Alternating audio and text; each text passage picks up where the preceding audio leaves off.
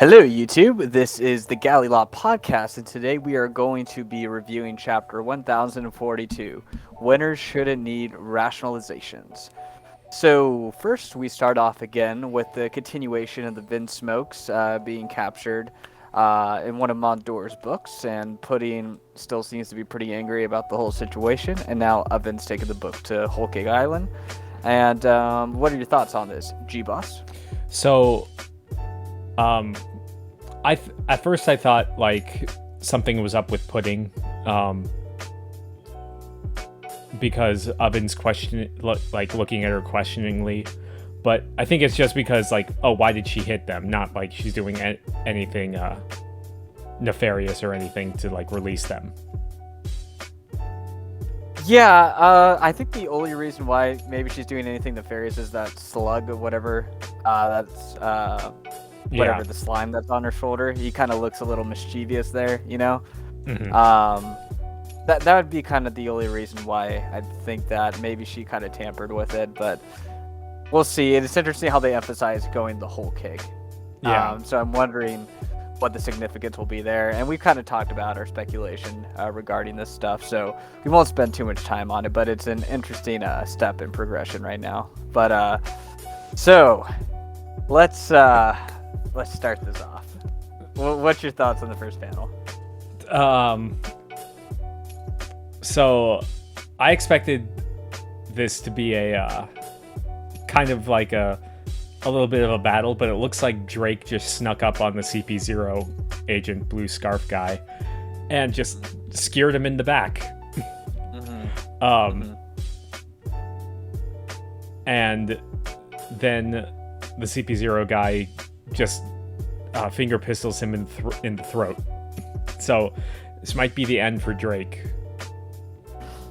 If only. Well, in the anime,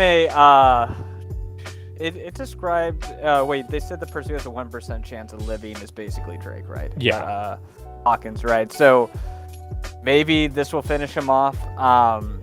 And what I kind of so some people were bringing up the issue like, how can a big clunky dinosaur sneak up on a CP0 agent like that? They kind of thought that was lame. But I kind of thought, well, one, everything's falling apart, so it's kind of hard to listen, and two, he's probably like all shook up because he has to go up there with Kaido and Luffy now. You know, so maybe that could explain the lack of focus, you know? Well, I was going to say that's the way that the ancient dinosaurs of his Zoan type hunted. Like how the Triceratops spun around its frills so it could fly. But I mean, he probably the CP0 agent was probably. I wish he had a name.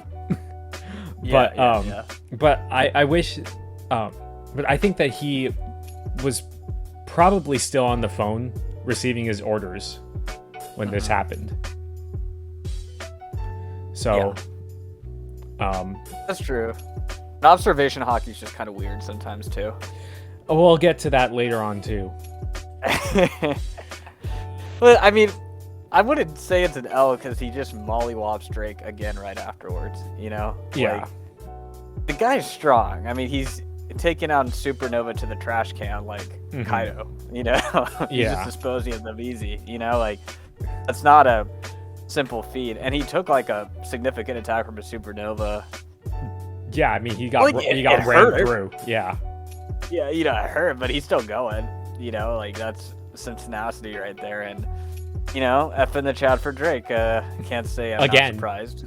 You know, yeah. Those Zoans are tough, right? So I'll have more on that later, but I guess, you know, once we get to the Flower Capital, it's just kind of a repeat of putting the dreams up into the sky. But, you know, actually one thing I do want to say, it was interesting characterization with the CP0 agent saying, this is me enacting my own justice, and he said, like, I envy you, you know?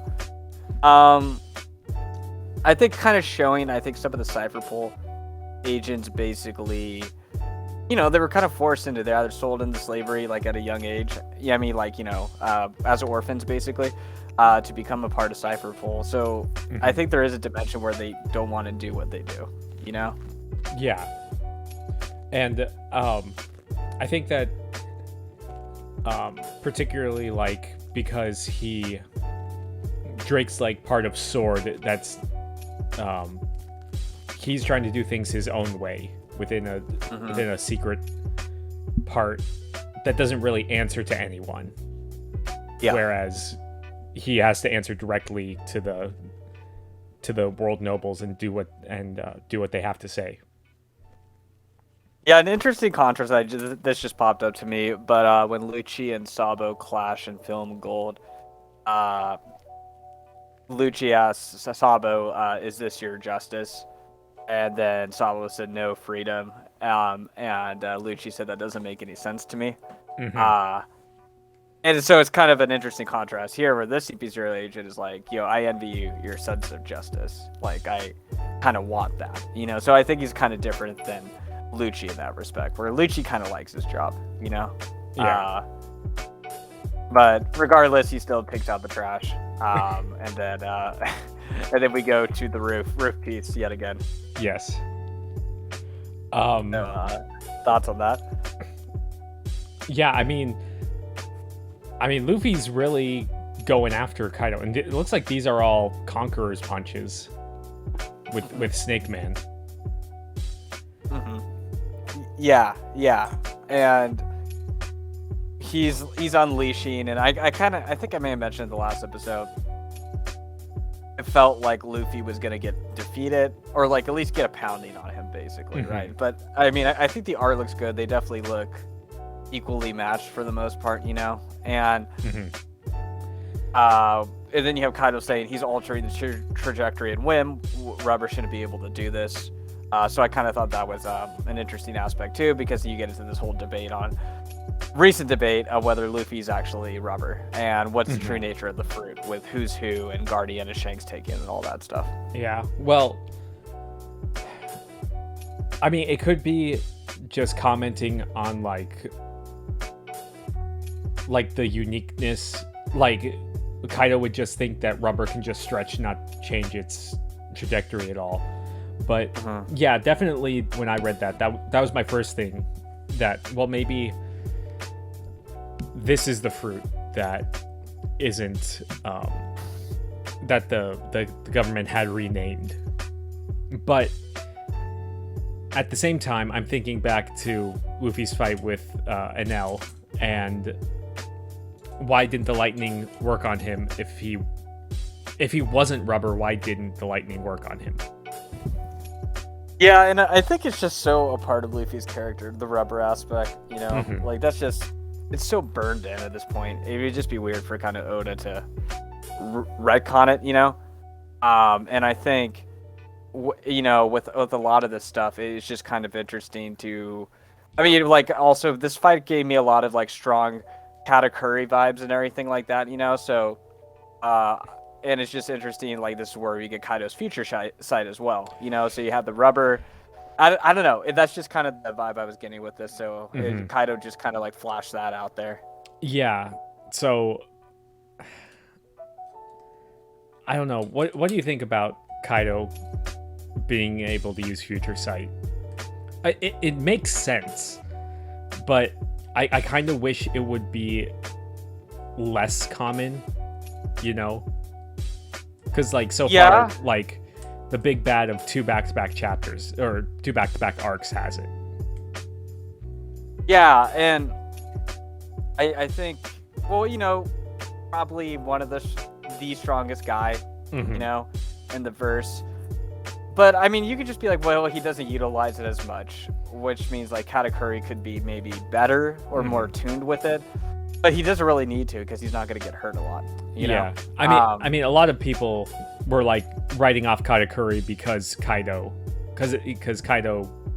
took away the thing that was unique to him. But I don't really agree with that, because like you said, like Kaido doesn't really need to use it.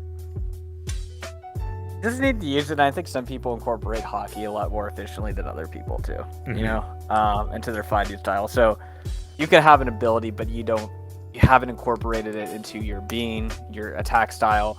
So it's just not going to be as lethal, I guess, But it was nice to like see Kaido actually do damage in his full dragon form, you know? Yeah. Sometimes I kind of think with the zones when they get into the full form, it's just kind of worthless, you know? But so it was cool, like he actually did some power with that. He actually gave Luffy some pain with that, you know? So, well, I don't know, it's kind of cool. Kaido's like pretty humble in some sense too, you know? He's not like really a loud mouth in that sense. He's just like, yeah, oh yeah, I have this other ability. What's up? Yeah. Yeah. But then again, that shows how powerful he is. Sure. Yeah.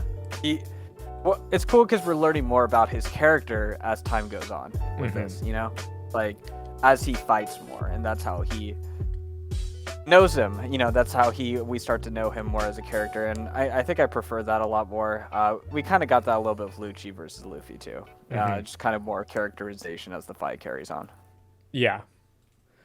But I think with this chapter, the art was really good, especially in this 2-page spread with Kaido going up with Luffy in his mouth and blasting him through Onigashima.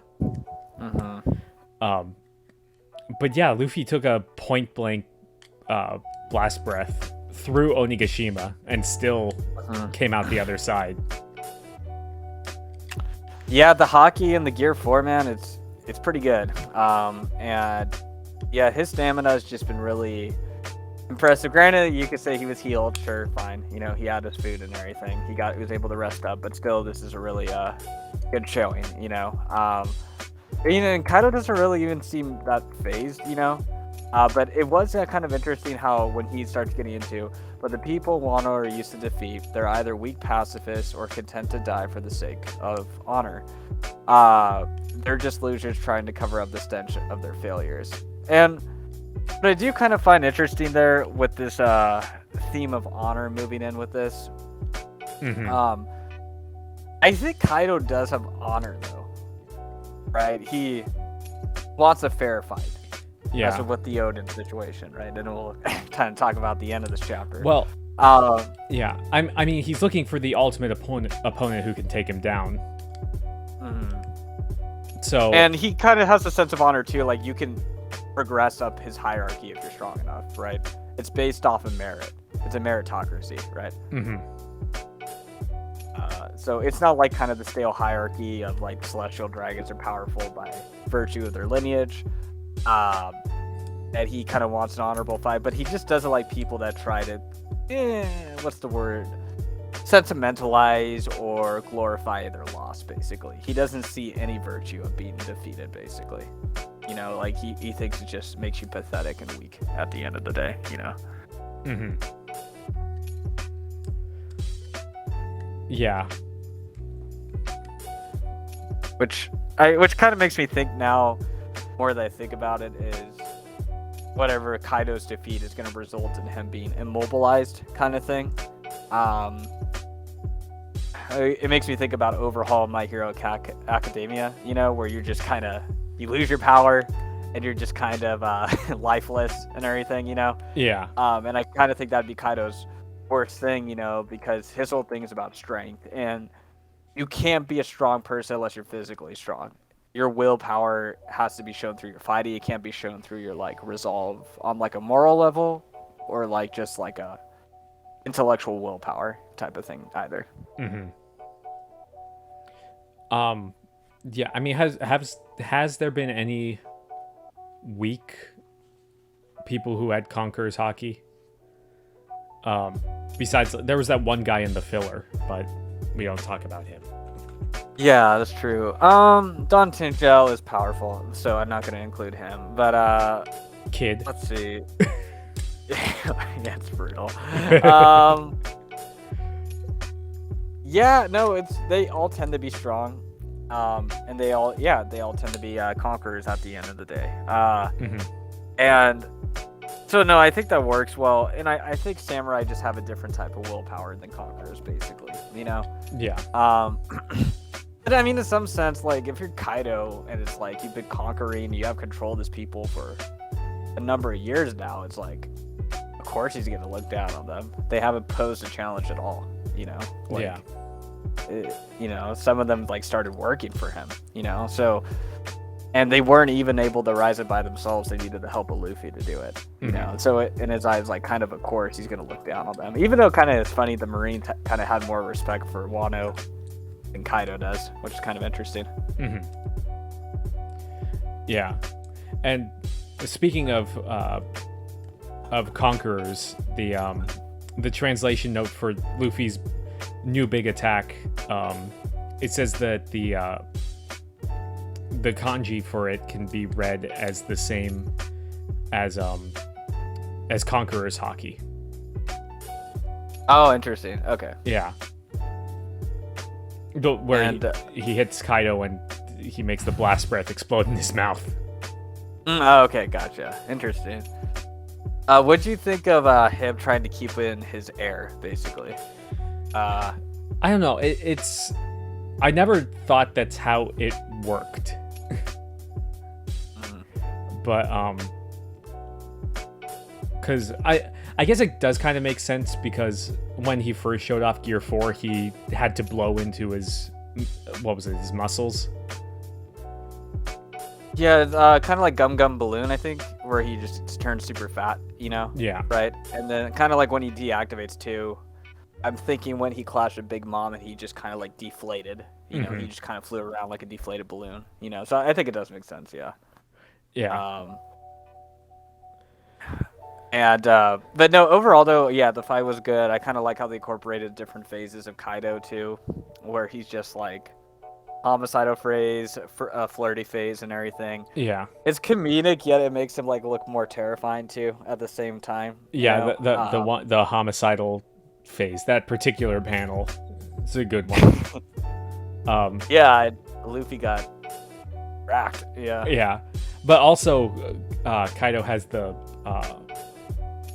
has a stronger third version of the Thunder Bagua.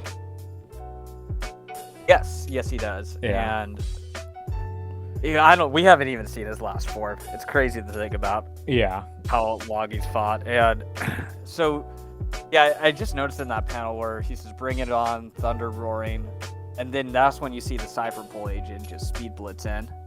Yeah. And he just kind of grabs on, which I was like shocked, to be honest. I didn't see that coming, because I kind of thought like, oh yeah, they want him to do it, but he's not going to fulfill the mission, and then he's there. Yeah. So what kind of attack do you think he did? I thought it was interesting with the Iron Body technique. Okay, so how I read it, it seemed like he just distracted Luffy long enough to make him lose concentration. And the Iron Body part of it was in case he got hit by Kaido's attack. Or Iron Body's making Luffy slower. Okay, yeah, that's a good one. Yeah. Yeah. Okay. But yeah, I think that's fair. Yeah. So we get the final 2-page spread with Kaido just landing a massive hit on Luffy. And there's the flashback to when Kaido beat Odin. And it was kind of the same thing. There's interference in both of his quote-unquote victories. Because, I mean, it's more debatable with Luffy at this point, but Odin would have beaten Kaido if not for that interference. I don't know. That's how I remember the Odin part. Yeah, I guess we don't know how strong Kaido was back then. Mm-hmm. I don't think Odin would defeat this thing we see in front of us now. Like, Mm-hmm. we never saw Kaido go hybrid or anything, or do these techniques. So, I think it's up for debate. But like, and you know how I made that Katakuri reference? This also reminds me of Katakuri too, Mm-hmm. with his sister interrupting the fight. Yeah. If he took a huge hit. Yeah. And there's just like a lot of weird parallels, you know? Yeah. But again, like these these past 2 arcs, I mean, Luffy's been pushed to the limit, and he's but both, like you said, both times it's been interference. So it's debatable on how well he would have done if not for the interference. Yeah, and then at the same time, Kaido's had various forms of interference, and Katakuri really... I'd say the only type of interference Katakuri got was stabbing himself and Luffy leaving the mirror world, basically, to recharge his Gear 4, basically. I'd say those would be the 2 things that gave him some benefits there. And it's... Yeah, I thought it was incredibly poetic, and it was something I didn't see coming. Mm-hmm. I don't think anybody really predicted this outcome. That it was just going to be kind of like a reverse curse, and it's scandalizing Kaido too. You know, yeah. He recognized him as a CP0 agent, also. Yeah. And I just want to take a quick time. I'll be real quick about this, but I was speaking to an individual, and he knows who he is out there, and he said, I was calling this guy, CP0 the GOAT, because of how much he's accomplished, and this guy's reply was, he distracted Luffy and Kaido, fucked him up, but definitely not a big feat. Maybe with Drake, though, I guess. And so, what I find interesting about that... Okay, think about this. We went through the list last time where wiped out the Minx, got hit by Conjuro's thing, took out Drake once, took out the numbers, and took out Izuo, all this stuff, right? Think of how quickly this guy just gets stabbed by Drake, and then gets on top of the roof. Yeah. Like, the speed is insane. And just to have the cojones to interfere like a Yonko fight. Mm-hmm. And without the plot armor, let's be real, Luffy would be dead. So he's almost killing the MC, the future Pirate King of the series, right? That's insane. Like, and we don't even know this guy's name.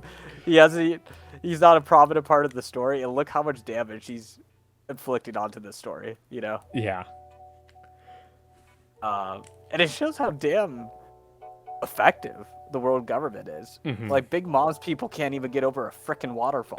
this guy's interrupting a Yonko fight and almost leading to the death of the future Pirate King, you know? Yeah. Yeah. I think he was down, like, in the basement level, wasn't he? And he got right up to the roof. Yeah. That fast. I mean, there's a hole leading up to it now, but... Yeah, and it has to be like a couple of minutes, right? Because there's a timetable for how long till Onigashima hits, too. Yeah. So it wasn't a significant amount of time passed, and he's just up there, you know? And it still takes skills to speed blitz and slow down Luffy at this. Even though Luffy's distracted, I get it, but... That's freaking insane. I mean, he's probably dead next chapter. Don't get me wrong, but yeah, who knows what's gonna happen with him? I wouldn't want to be him. I'll say that much. No, because this is gonna lead into my little thing about Kaido. Like, there's the panel with him after he hits Luffy, and he just looks like not like this. I don't want to win like this. Because, I mean, even earlier in the chapter, he said, winners shouldn't need rationalizations. Yep, yeah, good point. Title of the chapter. So, and he's looking for, like, Kaido's ultimate goal is to find someone who can take him down. And, but he wants to prove that he's stronger than him, than Kaido. So, I mean, Luffy, he was probably fighting Luffy this hard because he thought Luffy could be that person. And now with this, like, he doesn't know. I think he's gonna have like an existential crisis or something because of this. Like, this might actually be a good time for a flashback, honestly. Yeah. But he,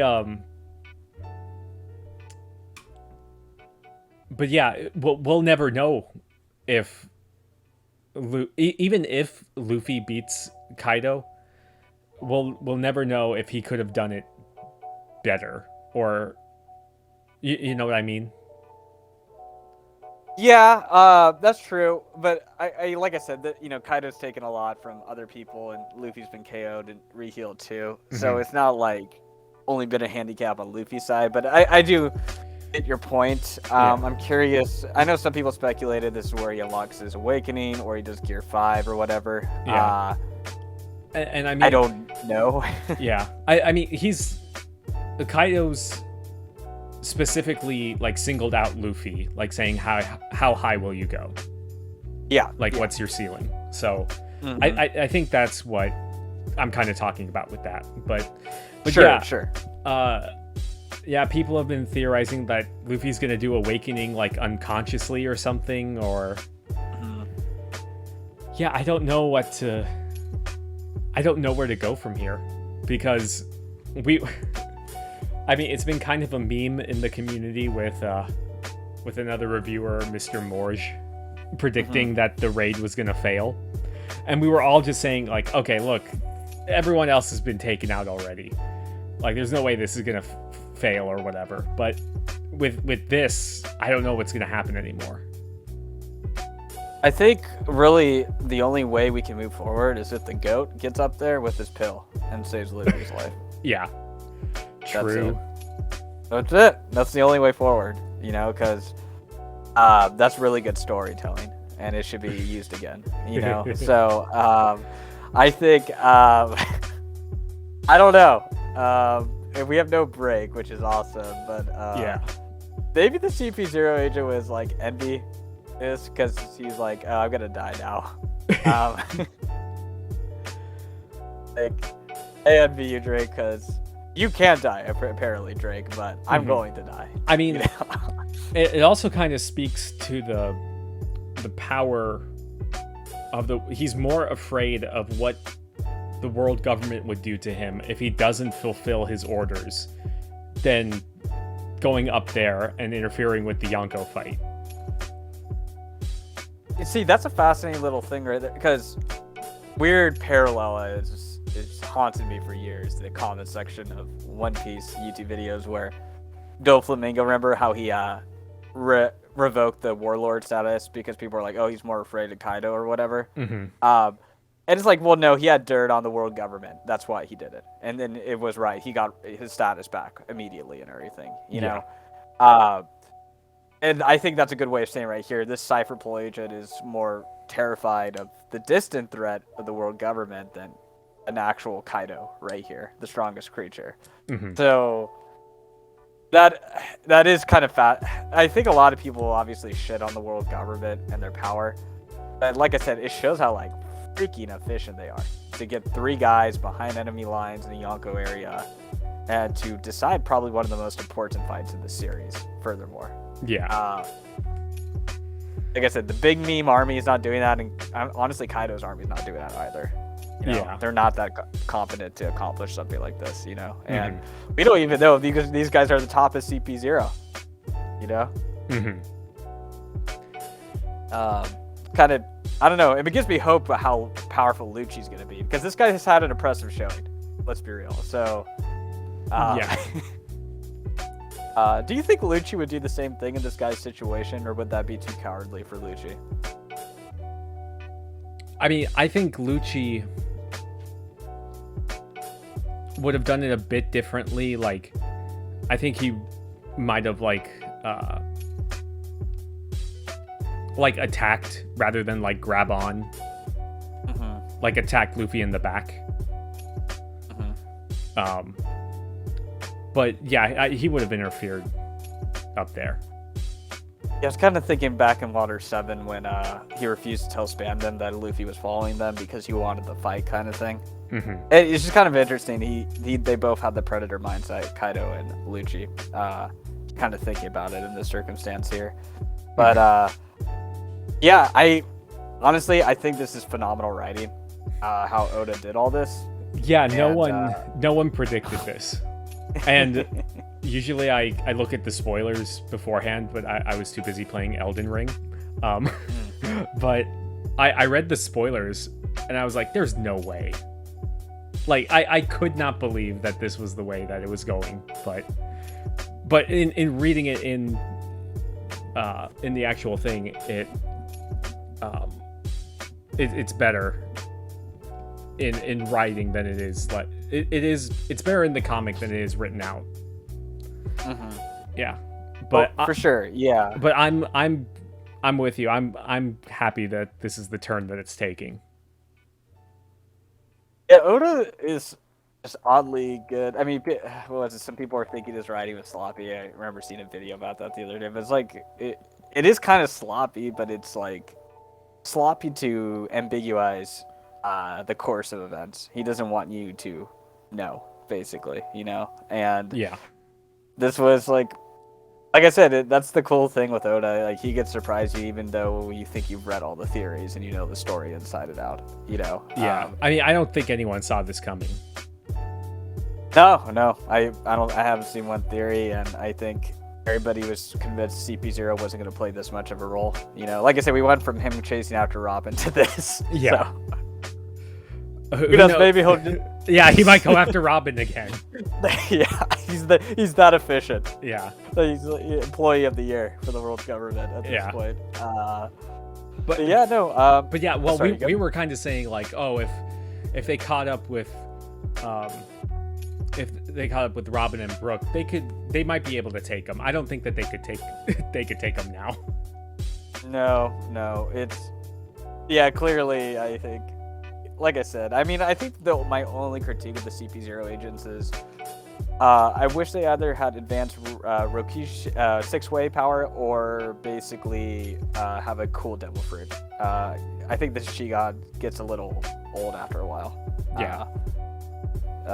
It'd be cool if he used like a Rokogod on Luffy or something, like Lucci did back in Water 7. Yeah. That's my only minor critique with CP0, really. Aside from that, it's been... Yeah, like I said, I'm shocked how much of a huge role they're playing in this arc. It's weird. Yeah, and they just kind of came out of. I mean, they were in previous arcs, but they definitely had a bigger presence in this one. Yeah. So, any closing thoughts?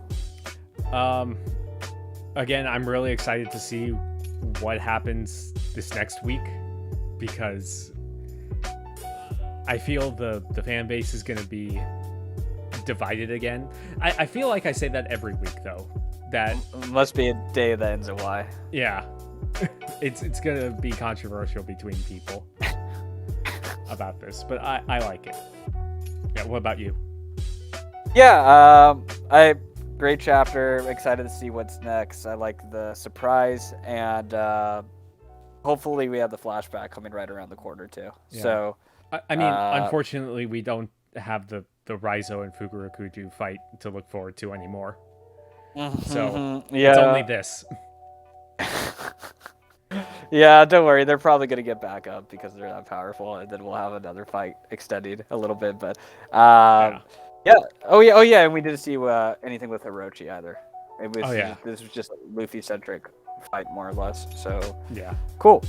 All right, well, if you all enjoyed the video, leave a like, subscribe, and we're gonna see you guys next week. Have a good one.